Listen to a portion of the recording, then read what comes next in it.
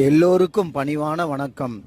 நம்முடைய ஐயா நமச்சிவாயா சேனலில் இருந்து அடியேன் இன்று தினமொரு திருக்கதையில்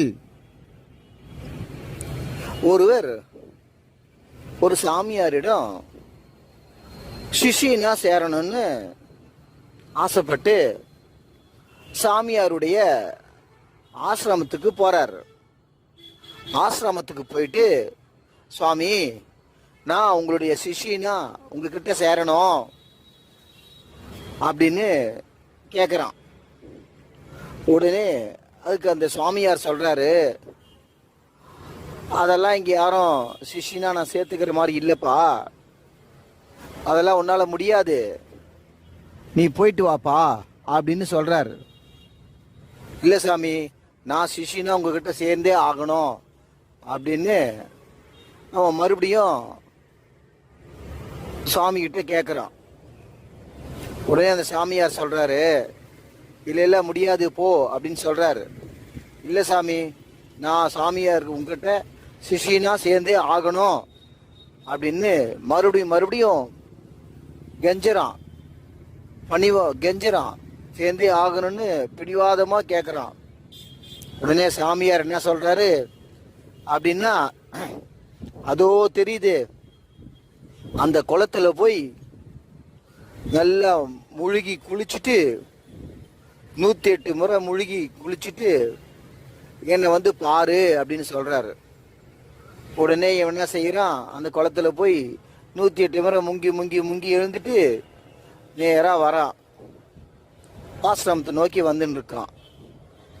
அப்போ அந்த சாமியார் என்ன செய்யறாரு, ஆசிரமத்தில் வேலை செஞ்ச பணிப்பெண்ணை கூப்பிட்டு, மா அதை வரான அவன் மேலே இந்த தண்ணியை மேலே கொட்டு, அவன் உள்ளே வரும்போது அப்படின்னு சொல்கிறாரு. உடனே ஆசிரமத்துக்கு உள்ளே நுழையும் போது அந்த பணிப்பெண்ணு தன் கையில் இருந்த வாளியில் இருந்த தண்ணீரை எடுத்து அவன் மேலே கொட்டுறாங்க. கொட்டிட்டு, இல்லை இல்லை தெரியாமல் கொட்டிட்டேன் அப்படின்னு சொல்கிறாங்க. உடனே அவன் பயங்கரமாக சத்தமாக திட்டுறான், கடிந்து பேசுகிறான். பேசிட்டு சுவாமி கிட்ட வந்து, சுவாமி, நான் குளிச்சுட்டு வந்துட்டேன், என்னை சிஷ்யனா சேர்த்துக்குங்கன்னு சொல்கிறான். உடனே அந்த சுவாமியார் சொல்கிறாரு, கொஞ்ச நேரத்துக்கு முன்னாடி வெறி பிடித்த நாய் போல கத்தி கொண்டிருந்தாய், உனக்கு சிஷியனாக சேர தகுதி இல்லை, நீ போயிட்டு வாப்பா அப்படின்னு சொல்றார். உடனே அவன், இல்லை சுவாமி, நான் சிஷியனா சேர்ந்து ஆகணும் மீண்டும் மன்றாடுறான். சரி அப்படின்னா மறுபடியும் அதோ தெரியுது அந்த குளத்துல போயிட்டு 108 முறை முங்கி குளிச்சுட்டு சுவாமியை வணங்கிட்டு இறைவனை வணங்கிட்டு வா அப்படின்னு சொல்லி அனுப்புறாரு. மறுபடியும் போறான், 108 முறை தலையை முங்கி முங்கி எழுந்து குளிச்சுட்டு மறுபடியும் ஆசிரமத்தை நோக்கி வந்துன்னு இருக்கான்.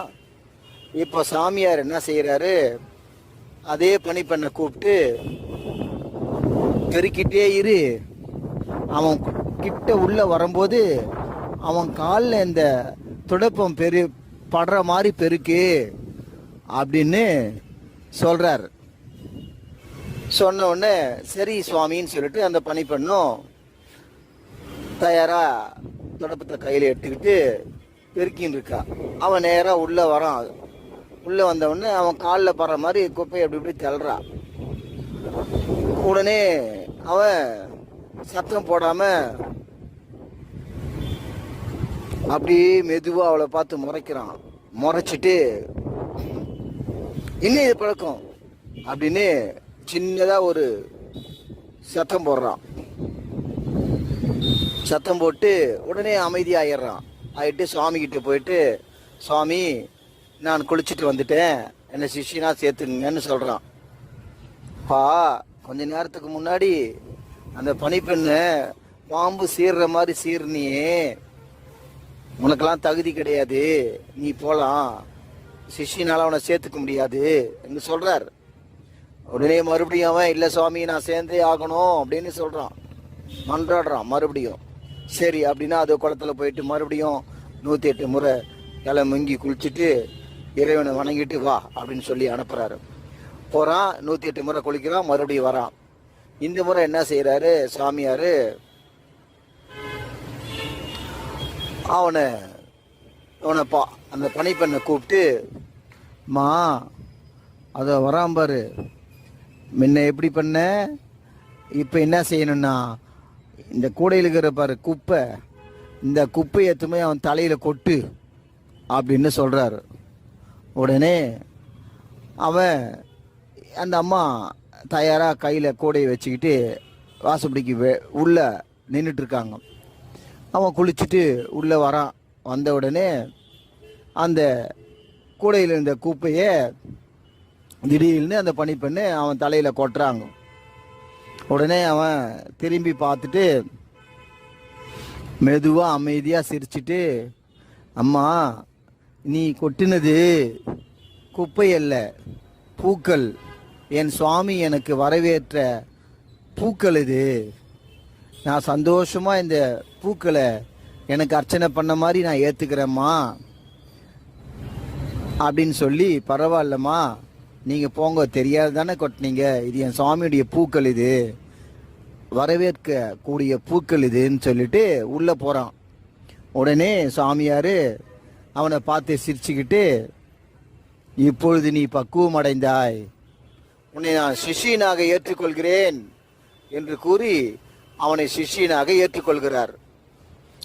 இந்த கதையிலிருந்து என்ன தெரிகிறது என்றால், ஒரு சகாப்தம், ஒரு நிகழ்ச்சி வெல்ல வேண்டும் என்றால் பொறுமை மிகவும் அவசியம்.